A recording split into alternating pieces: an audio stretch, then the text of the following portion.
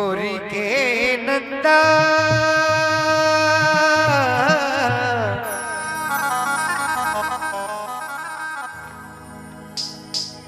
गौरी के नंदा गजानंद गौरी के नंदा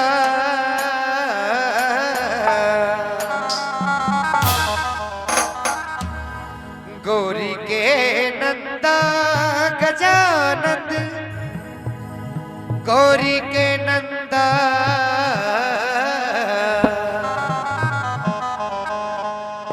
ओ मन बुद्धि दो महाराज गजानंद गौरी के नंदा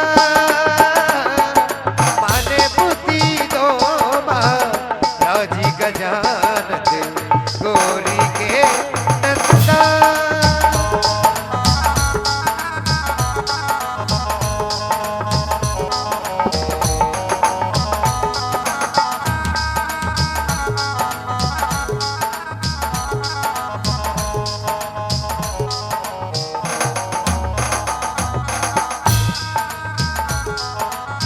मन बुद्धि दो महाराज गजानंद गौरी के नंदा महाराज घरो महाराज गजानंद गौरी के नंदा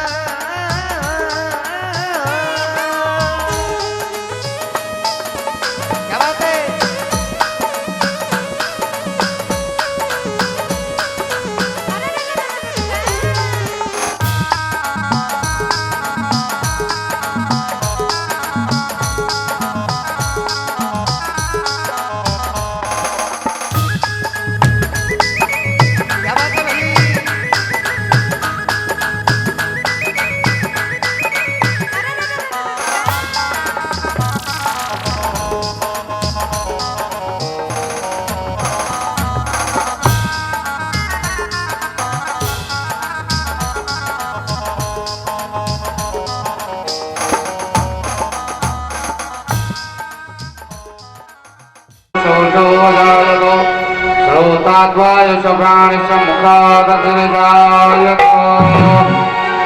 श्री भागवत भगवान की है आरती पापियों को पाप से है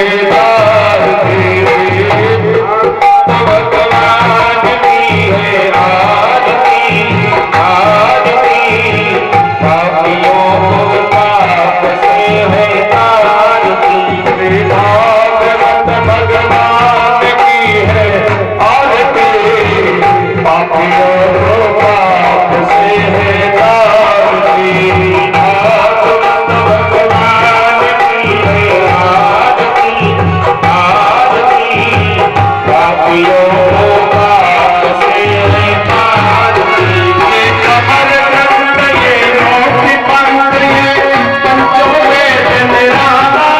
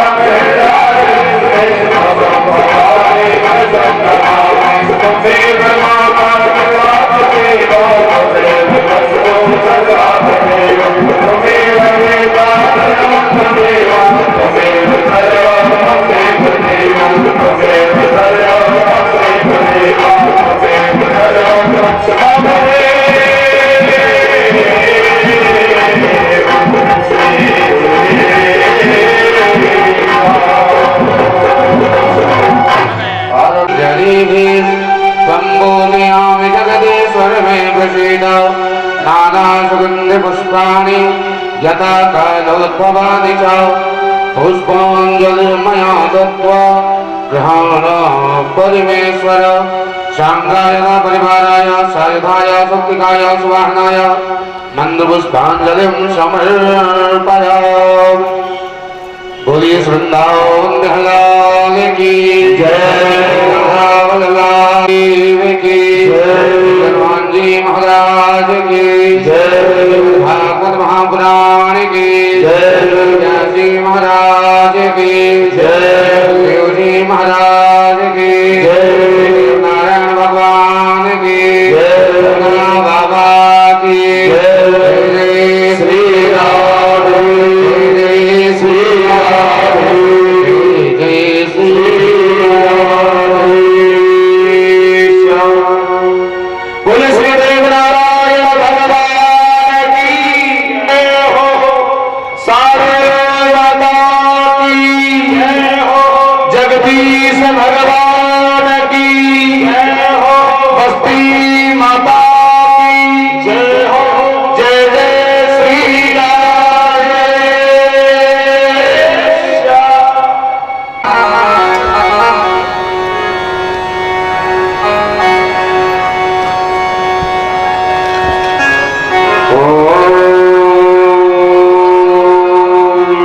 श्री गणेशाय नमः।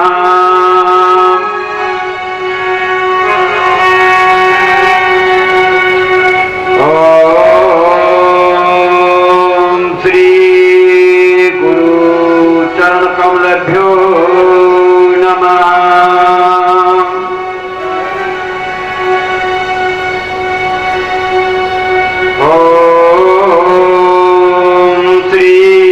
सरस्वती अभ्यो नमः।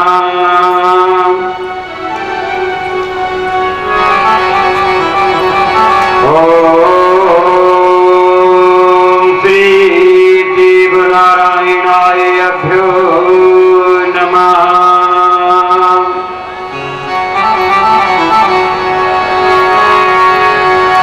ध्येयं सदा परमभग्नमभीष्टदोहम्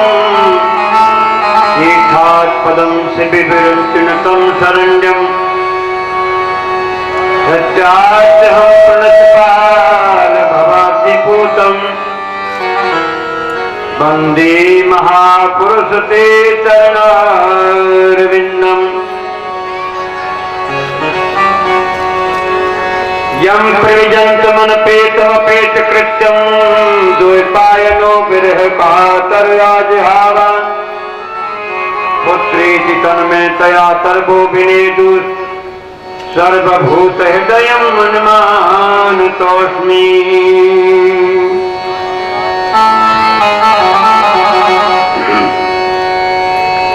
निगम कल्पतरोर्गलितं फलं सुखमुखाद अमृत द्रव संयतम् पिबत भागवतं रसमालयं मुहुरहो रसिका भुवि भावका।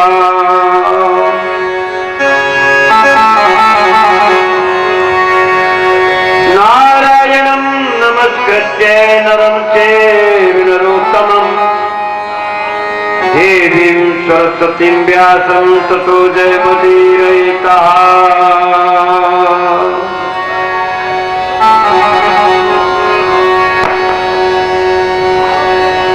जय जय श्री राधा जय जय नवल किशोर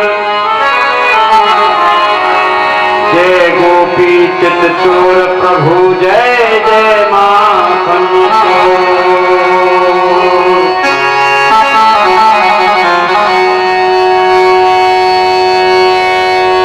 ध्यान मूलम गुरु मूर्ति पूजा मूलम गुरु पदम मंत्र मूलम गुरुवाक्यम मोक्ष मूलम गुरु कृपा।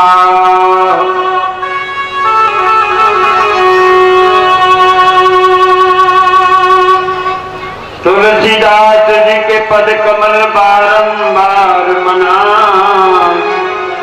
गुण गावो श्री राम के हनुमत हो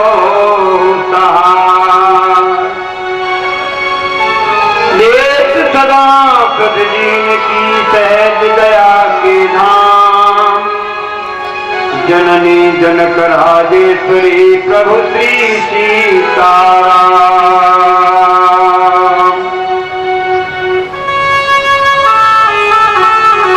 अनंत श्री विभूषित वितराग त्याग तपोमूर्ति अर्चनीय जगत वंदनीय परम पूज्य गुरुदेव के चरणों में प्रणाम करते हुए मंचस्थ विराजित संत श्री चरणों में प्रणाम करते हुए कथा के रसिक भक्त भक्ति स्वरूपा माता बहन सभी की सरल सात्विक श्रद्धा का अभिनंदन करते हुए आइए आज चतुर्थ दिवस की कथा इसमें आप प्रवेश करते हैं।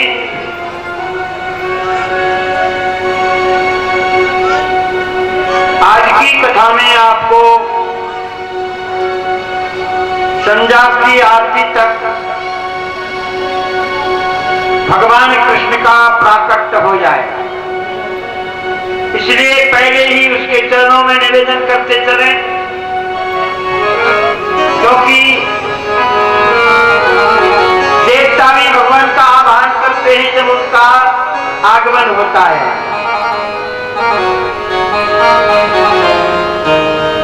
तो अपन भी अपने हृदय में प्रभु को बसाते हुए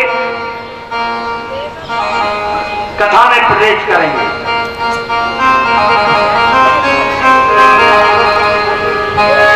कृष्ण गोविंद गोपाल गाते चलो, कृष्ण गोविंद गोपाल गाते चलो, कृष्ण गोविंद गोपाल गाते चलो, कृष्ण गोविंद गोपाल गाते चलो। मन को खुशियों के विष से हटाते चलो, मन को खुशियों के विष से हटाते चलो, मन को खुशियों के विष से हटाते चलो, मन को खुशियों के विष से हटाते चलो। एक ना इंद्रियों के न घोड़े बड़े, एक ना इंद्रियों के न घोड़े बड़े, एक ना इंद्रियों के न घोड़े भगे, एक ना इंद्रियों के न घोड़े भगे। आठ दिन इनमें संयम के घोड़े पड़े, रात दिन इनमें संयम के घोड़े पड़े, आठ दिन इनमें संयम के घोड़े पड़े, रात दिन इनमें संयम के घोड़े पड़े। अपने रथ को तो मार्ग लगाते चलो, अपने रथ को सो मार्ग लगाते चलो, कृष्ण गोविंद गोपाल गाते चलो, कृष्ण गोविंद गोपाल गाते चलो, कृष्ण गोविंद गोपाल गाते चलो, कृष्ण गोविंद गोपाल गाते चलो। काम करते चलो, ध्यान धरते चलो, काम करते चलो, दान करते चलो, काम करते चलो, नाम जपते चलो, काम करते चलो, नाम जपते चलो। कृष्ण का ध्यान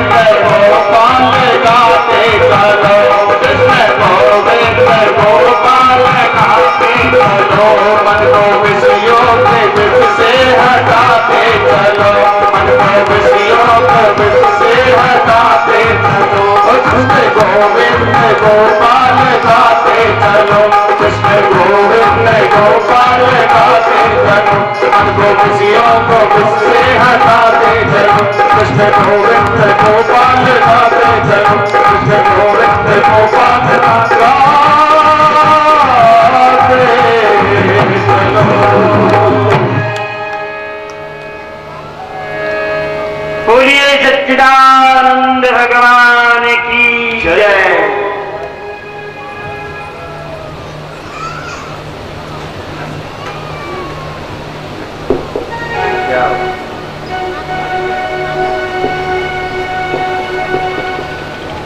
बोले श्रीमद् भागवत महापुराण की जय।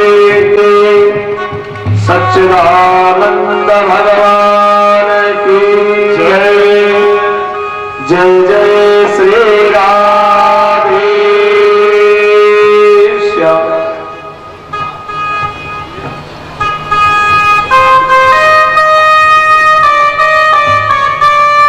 प्रसंग में जुड़ते हैं।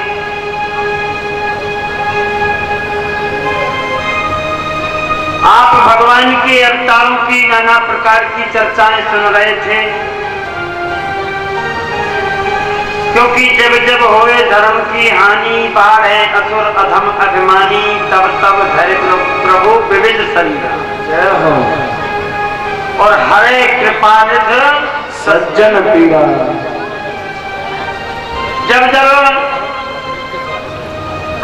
धर्म की हानि होती है, अधर्म की वृद्धि होती है, तब तब परमात्मा भक्तों की, संतों की रक्षा के लिए नाना रूप लेकर के प्रकट।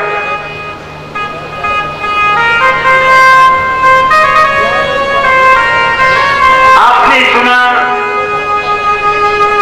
प्रहलाद की करने के लिए परमात्मा नरसिंह बने।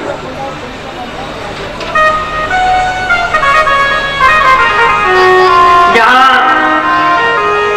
अवतारों में ही समाज हमारे ऋषभ देव जी जो महाराज हुए,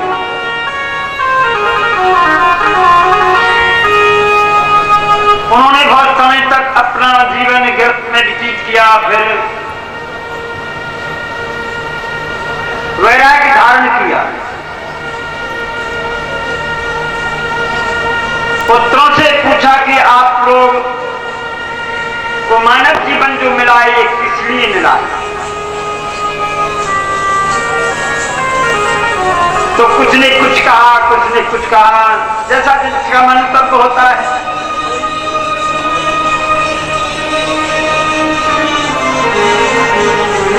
ऋषभ देव जी के ही पुत्र हैं जिनका नाम है भरत।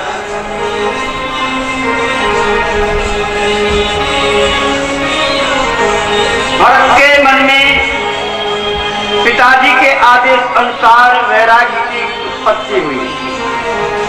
ये वैराग्य कब होता है भैयाओं? जब हम किसी सत्य पुरुष की संगति करते, क्योंकि संसार एक ऐसा बीहड़ है,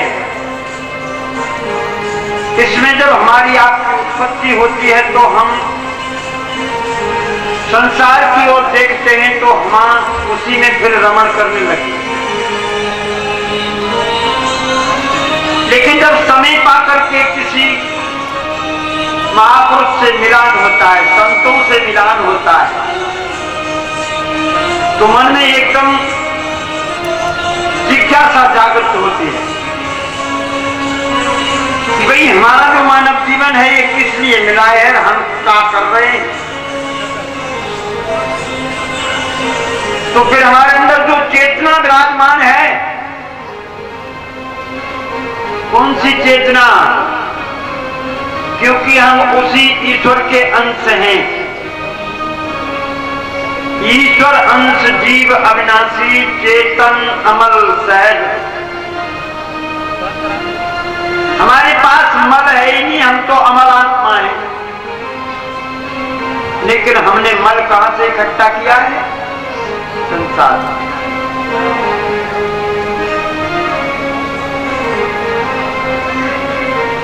जब सोचते हैं तो फिर जागृति आती है। इसलिए संत और शास्त्र मानव मात्र को जगाने का प्रयास करते हैं, क्योंकि हम सभी सोए हुए हैं।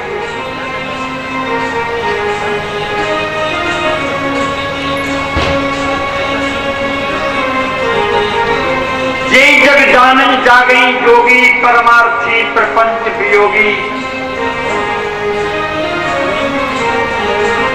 जिस रात्रि में हम और आप सोते हैं उसमें महापुरुष जगते हैं।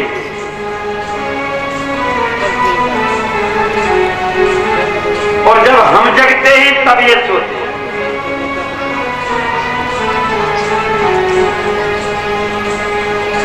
भरत जी ने विचार किया कि मेरा ये जीवन व्यर्थ ही बीता जा रहा है, इस मानव जीवन को सार्थक बनाने के लिए मुझे कुछ करना है। उन्होंने नियम लिया।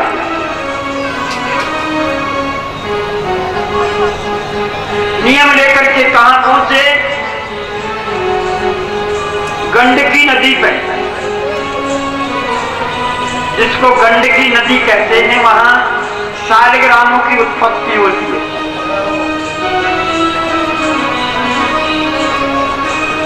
वहां का शास्त्र प्रमाण देता है, महापुरुष भी कहते हैं, अगर शालिग्राम की किसी को आवश्यकता है तो आप किसी रस्सी में तुलसी का पौधा बांध दीजिए और उसमें फिर डुबे दीजिए। असली जो शालिग्राम है वो तुलसी से चिपक करके बाहर आता,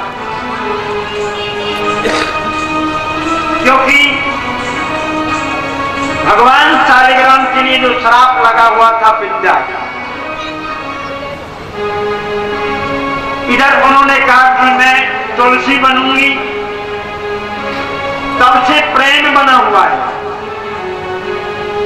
तो ये प्रेम की जो पराकाष्ठा है सोच विचित्र है।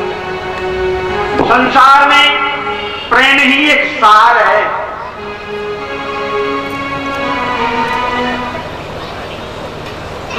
दूध ही सरिस बिखाए बिकाए देखो प्रीत के रीत बनी।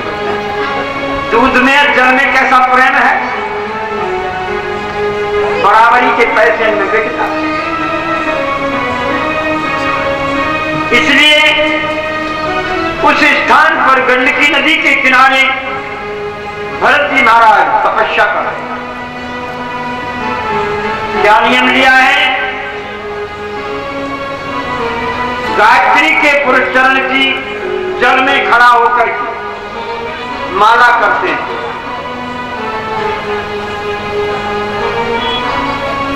जल में खड़ा होकर के जो कार्य किया जाता है सिद्धि महापुरुष करते हैं, वो जल्दी सिद्ध हो जाता है।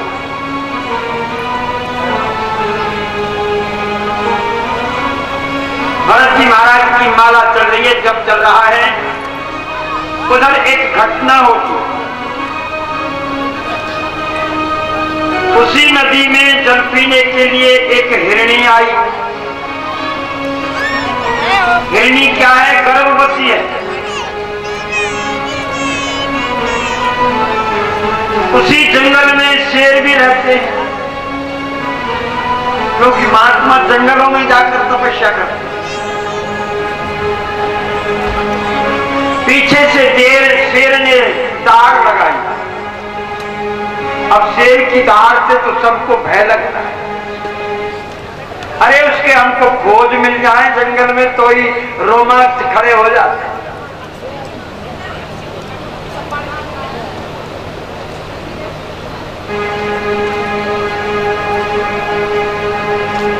एक बार की घटना क्या शरीर बागथर गांव में आपने सुना होगा। बागथर गांव में हम रात को रुके, वहां से हमें आना था विचार के ताल पे, जो कामरण में विचार का ताल है। तो रात में वहां से गाड़ी आई, पत्थरों की खंडा ले जाते थे, उनमें हम बैठ गए। अब वे उस दिन रात ही में आए। एक लड़का हो उन्होंने हम जो तरसुमान के ऊपर मनसा भैरव बाजे वहां उतार दिया। वहां से एक तालाब है, उसको पता नहीं कैसा वो है, वो पता नहीं ग्वाल को बोलते हैं क्या, उसमें जल रहता है हमेशा। अंधेरे का समय मैं तो जानूंगी, लेकिन वो लड़का गैर जानता। वहां आए, उसने मेरे से कहा मैं जानता हूं, बोले यहां शेर रहता। मेरे रोंगटे खड़े हो। आगे वो तालाब पे आए तो वहां उसकी खोज मिली। अब तो बिल्कुल नहीं जो है इस शरीर में रहने वाला जो परमात्मा रहता है खलबली में तो ऐसे तैसे वहां से निकल के गुर्दा गांव है, वहां गुर्दा शेखपुरा, वहां आकर के गुजार रही। कहने का तात्पर्य, शेर की दाढ़ से हिरणी डर गई और तुरंत उस जल में कूदी। पीछे से भय बड़ा तगड़ा होता। नदी में तैरने लगी, कुछ शेर की दाढ़ का भय। इधर प्रसव का समय आ गया। प्रसव का समय आ गया। उस बहती नदी में ही उसने एक बच्चे को जन्म दिया।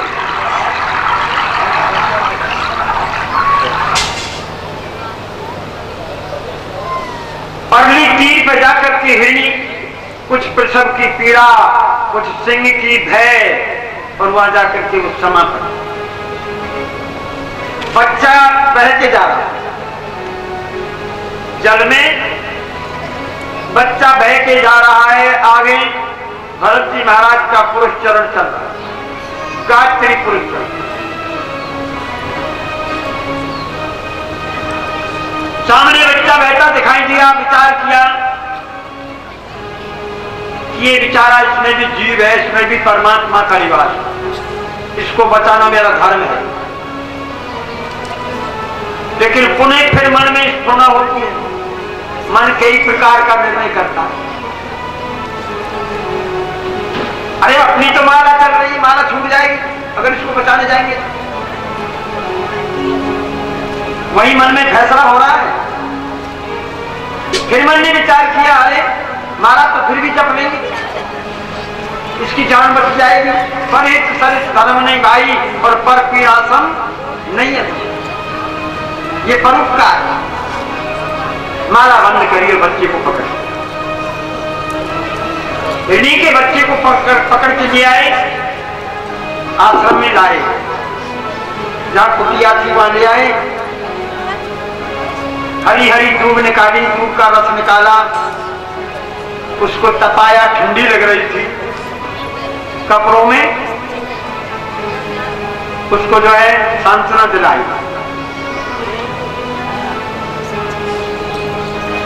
ये अच्छा किया, ये भरत जी ने अच्छा किया, करना चाहिए। मनुष्य मात्र का कर्तव्य है कि परोपकाराय पुण्याय पापाय परपीस। लेकिन अब फंसता है मन, धीरे धीरे उसको खिलाना पिलाना, खिलाना पिलाना, अब तो खुजलाना, माला छूट गई। समय आया, हिरणों का झुंड आ गया, वहां चलते चलते वो अपने सजातियों में भाग गया। जब सजाती मिल गए तो विजाति को जोड़ करके भाग गया। इसलिए हमें भी ये पहचान करनी है, कौन सजाती है और कौन विजाति। शास्त्रों में इसीलिए संघ को सबसे श्रेष्ठ बताया है। संघ कैसा करना। भरत जी विचार करने लगे, कहां गया, किधर गया, भूखा होगा, प्यासा होगा, कौन उसको खुजलाएगा, कौन कैसे। इतने में समय आ गया, समय सबका आया है, सो जाएगा राजा रंग फकीर, अंतिम समय सबका। लेकिन अंत मतासो कथा तत्चिंतनम तत्दर्शन, जैसा चिंतन वैसा ही दर्शन। अंतिम पर किसकी पुकार कर रहा है, किसको संभाल रहा है, हिरण के बच्चे को। तो अगला जन्म हिरण में हुआ। अब तो भरत जी महाराज हिरण बन गए, लेकिन स्मृति बनी हुई है, स्मृति नहीं हुई।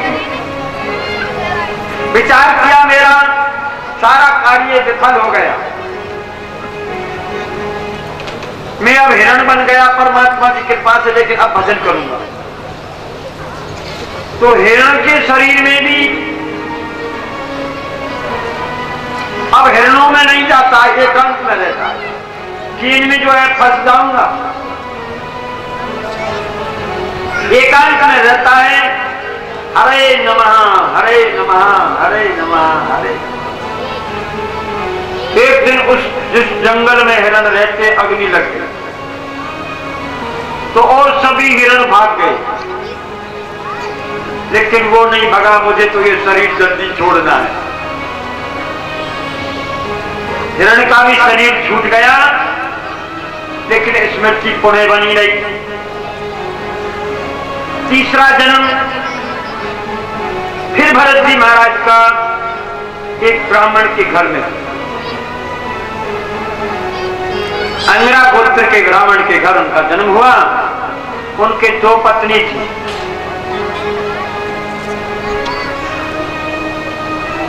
जहां ब्राह्मण ने विचार किया, क्योंकि तपस्या ऐसी होती है, तप के द्वारा इंसान की आकृति बदल जाती, सुंदरता आ जाती है तपस्या से।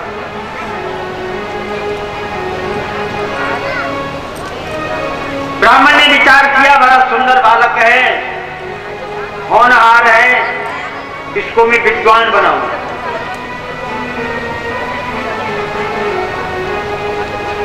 पंडित जी ने उसके लिए उन्हें वही गायत्री मंत्र का पहली बार शुरुआत किया, इसको पढ़ करके मुझे सिखाना, मुझे सुनाना, इसको रख लो पहले, कंठस्थ करके मुझे सुनाना। यहाँ भरत जी सोच रहे हैं अगर मैं इसको पिताजी को सुनाऊंगा तो फिर मुझे संसार में ही लगा देंगे। आज अमुक जजमान के गृह प्रवेश कराना है, आज अमुक जजमान के यहाँ नामकरण संस्कार कराना है, इसलिए मैं लग जाऊंगा। इसलिए अब की बार मुझे सावधान रहना है और झंझट से दूर होना।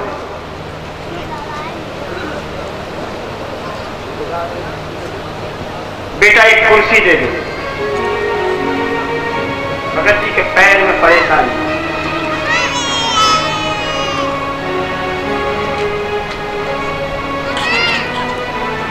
अब की बार मुझे संसार में नहीं फंसना है, ऐसा मन में विचार किया। कई दिन हो गए, पंडित जी ने पूछा, अरे वो मंत्र नहीं सुनाया? कोई जवाब ही नहीं दिया। कोई मौन धारण कर गया। बोला अब की बार मुझे बोलना ही नहीं है किसी से। साधना में लग गए।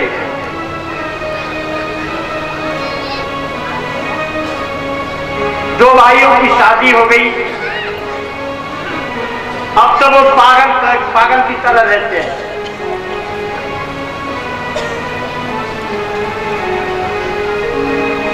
भाभियां कहती हैं ये निठल्ला रहता है, अस्पुट रहता है और ये पता नहीं कोई काम नहीं करता है, इसको के काम लगा। उन्होंने काम पे लगा दिया, खेत की रखवाली पे कर दिया। वहां भी क्या करता है, पक्षियों को बुलाता है, पक्षियों को बुलाता है। क्या आवाज लगाता है? अरे राम जी की चिड़िया राम जी को के चुगोरी चिड़िया भर भर के। राम जी की चिड़िया राम जी को के चुगोरी चिड़िया भर भर के। राम जी की चिड़िया राम जी को के चुगोरी चिड़िया भर भर के। राम जी की चिड़िया राम जी को के चुगोरी चिड़िया भर भर के। आओरी चिड़िया चुग लो के कहाँ छोड़ दो थाली में। आओ चिड़िया चुग लो के कहाँ छोड़ी दो खाली में। राम जी की चिड़िया राम जी को के चुगोरी चिड़िया भर भर के। राम जी की चिड़िया राम जी को के चुगोरी चिड़िया भर भर के।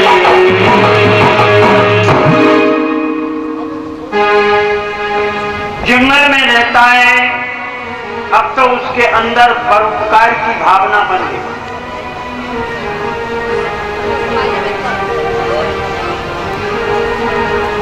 उसके बारे में विचार करते हैं, हष्ट-पुष्ट शरीर है, तुलसी बिरगा बाग की शीतत हो मुरझाए और राम भरोसे पे रहे जो पर्वत पे हरिया। भगवान की शरणागति कोई भी ग्रहण करता है भैया। आपने जड़ भरत का प्रसंग सुना। इधर सुखदेव जी के चरणों में दंडवत करते हुए परीक्षित कहते हैं, हे गुरुवर, मैंने सुना है कुछ पाप हमसे अनजाने में बन जाते, उनके निवारण के लिए कोई औषधि या कोई इलाज। सुखदेव जी कहते हैं, हे राजा, मैं इसको जानता हूं कि प्रत्येक ग्रस्त में प्रत्येक प्राणी से नित्य प्रति 5 पाप बन जाते हैं। प्रत्येक घर ग्रस्त, लेकिन उनकी निवृत्ति के लिए नित्य प्रति 5 यज्ञ करने की जरूरत है। 5 पाप कौन से बनते हैं? मैयाएं सावधान होकर की सुने। 5 पाप नित्य बनते हैं और 5ओं की निवृत्ति आप नित्य कर देती हो, इसलिए बराबर हो जाता है काम। घर में पाप माना जाता है, जैसे अपन झाड़ू लगाते हैं, चींटियां मर जाती हैं। पानी की परेणी पर भी जो है कीटाणु रहते हैं, वो समापन हो जाते हैं। लकड़ी जब हम चूल्हे में जलाते हैं, उनमें भी कीटाणु मर जाते हैं। अन्न बनाते समय भी ऐसा होता है। इसलिए 5 प्रकार के पापों का निवारण 5 यज्ञ करने से होता है। 5 यज्ञ कौन से हैं? आप ये घबराएंगी, बाबा यज्ञ कितने बाई का यज्ञ, अरे छोटा सा काम ही यज्ञ बन जाता है। 5 प्रकार के यज्ञ हैं। पहला है देव यज्ञ, अपने जो देवता हैं उनके लिए। पितृ यज्ञ, जो पूर्वज हमारे चले गए हैं उनके लिए भी भोग लगाना, लेकिन कब लगाना है, कैसे लगाना है, ये बड़ी सावधानी। इसको आप सभी नित्य कर सकती हैं, लेकिन बहुत से क्षेत्रों में देखा है हमने, माताएं स्नान कब करती हैं, सब काम से निवृत्त होकर के रोटी पानी सब काम करके जब पिछला है। ऐसा नहीं, ये उल्टी रीत है। सर्वप्रथम स्नान बना करके जिसको भोजन बनाना है, वो तो सबसे पहले स्नान बनाना है। भाई जैसे 5 व्यक्ति हैं घर में, 5 प्राणी हैं, तो जिसको भोजन बनाना है वो तो अवश्य ही स्नान बना करके शुद्ध होकर के भोजन बना। काल आपने सुना प्रहलाद चरित, भोजन में कितनी शक्ति है। भोजन बनाने से, भोजन पाने से ही तो शुद्ध संतान प्रकट होती है। इसलिए शुद्धिकरण से भोजन बनाओगी, देवता भी आपका प्रसाद ले लेंगे। आया हुआ अतिथि अगर भोजन पाएगा तो वो आपके लिए मन चाहा धन दे करके जाएगा, अतिथि पूजा। और अगर अतिथि घर से लौट गया निराश होकर के, तो आपके घर की जो संपत्ति है उसको ले जाएगा और वो विपत्ति को छोड़ जाएगा। इसलिए देवता भी भोजन जब पाएंगे जब आप शुद्धिकरण होकर के स्नान करके भोग लगाएंगे, क्योंकि भोग की पद्धति प्राचीन काल से है, आज की नई नहीं है। मैया कौशल्या के घर में राम ने जन्म लिया और स्वयं राम को स्तनपान करा करके पलने में सुला दिया और फिर अपना जो है वैदिक कर्म किया। वैदिक कर्म में क्या देखा कौशल्या मैया ने कि जिस बालक को वहां सुला गई वही वहां भोजन करता हुआ मिला था। रामायण में प्रमाण आता है, यहां वहां कोई बालक देखा, मत भ्रम मोर की आन दिसेखा। इसलिए भगवान स्वयं भोजन करने आएगा। फिर कब? जब आप शुद्धिकरण से भाव से भगवान के लिए प्रसाद बनाएंगे। उसमें नाम भी प्रसाद रखना चाहिए कि मुझे भगवान के लिए प्रसाद बनाना है। ऐसे भाव जिनके बन जाते हैं उनके घरों में ही संत और भक्त जन्म लेते हैं।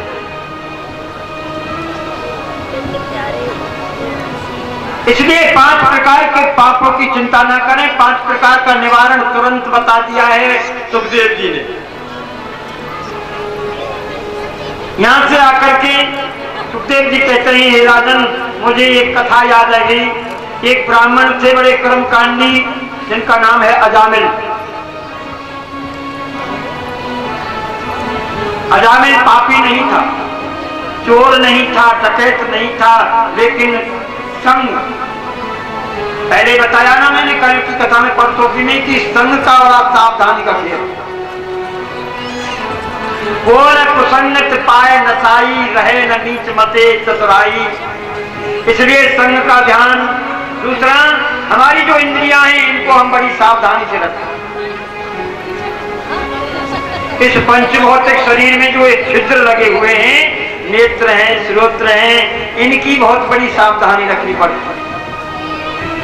अजामिल को क्या दोष आरोपण हुआ?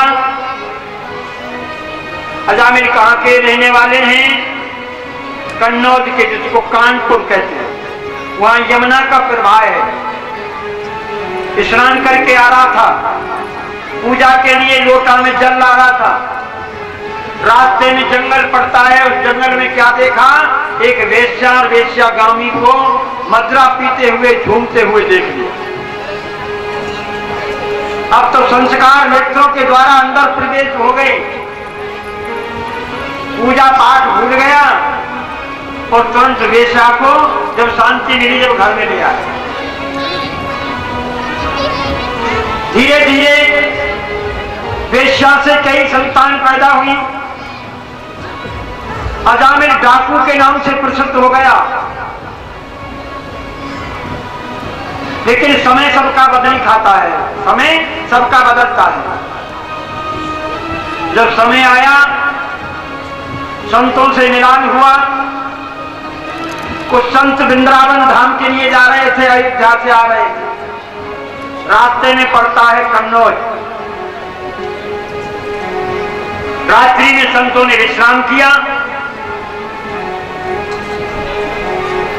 तो किसी ने बता दिया कि हमारे यहाँ विश्राम करने के लिए बढ़िया भगत हैं और अजामिल के यहाँ चले जाओ।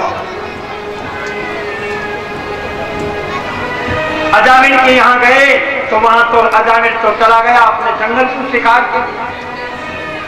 वेश्या खड़ी थी। वेश्या ने देखा संतों को तो विचार करने लगी, हे परमात्मा, आज किस प्रकार की कृपा हो रही है आप।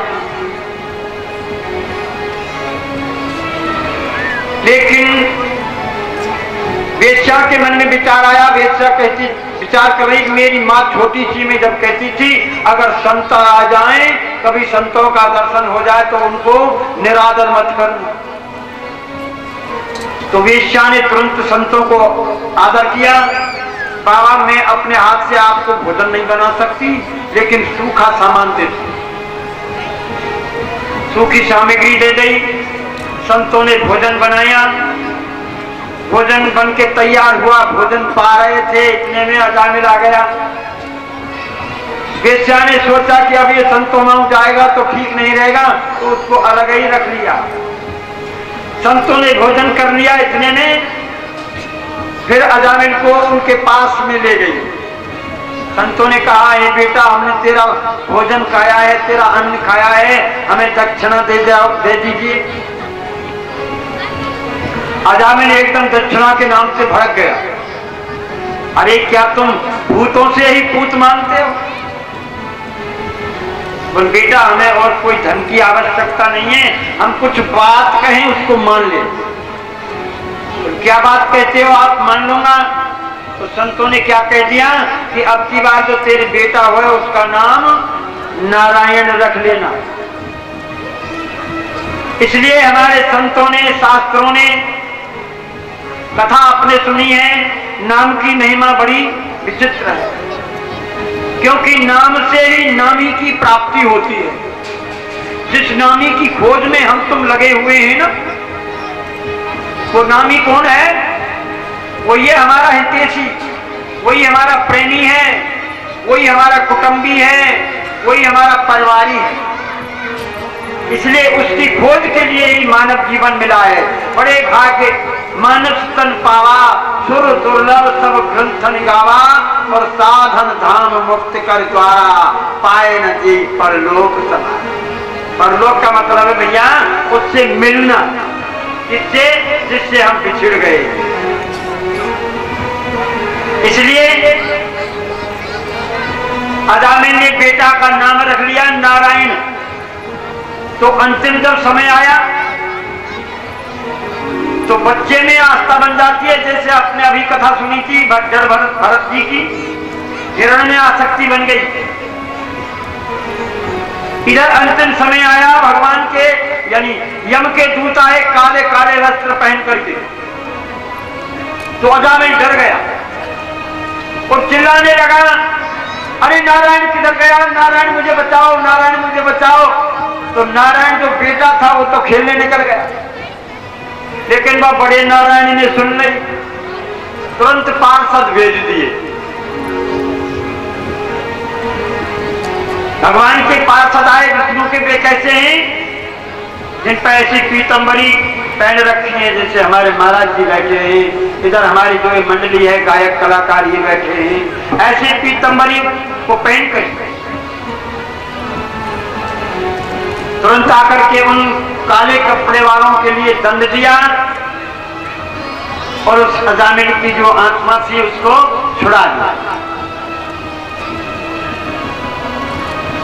इसलिए कहने का तात्पर्य, नाम में बड़ी शक्ति है। कथा का जो विस्तार करूंगा तो काफी समय लग जाएगा, समय मुझे दिखाई दे रहा है, क्योंकि यहाँ जो सेवा है ना वो बड़ी विचित्र भगवान की कृपा हो रही है। इसलिए सेवा वालों का समय संकेत कर रहा है। इसलिए नाम की महिमा को जानना। नाम की महिमा कैसी है भैया? लाला एक नाम के ऊपर भजन।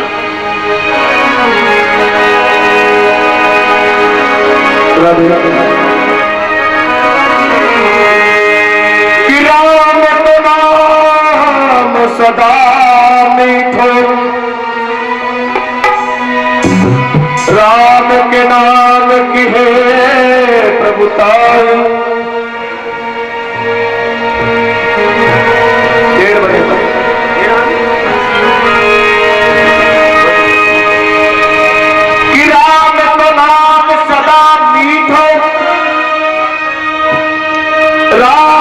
नाम की है प्रभुताई, तो तिम राम मुना पामरा, गरीबी में राम करते सहाय। नया मोर चुगे न चोर है, न बात सके दूसर भाई। सब भक्तों से विनती है, तुम राम कहो, तुम राम दुहाओ।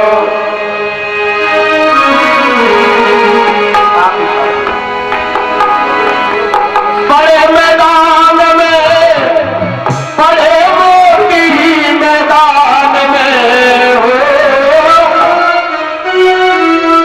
बड़े मैदान में, बड़े मोती मैदान में, कोई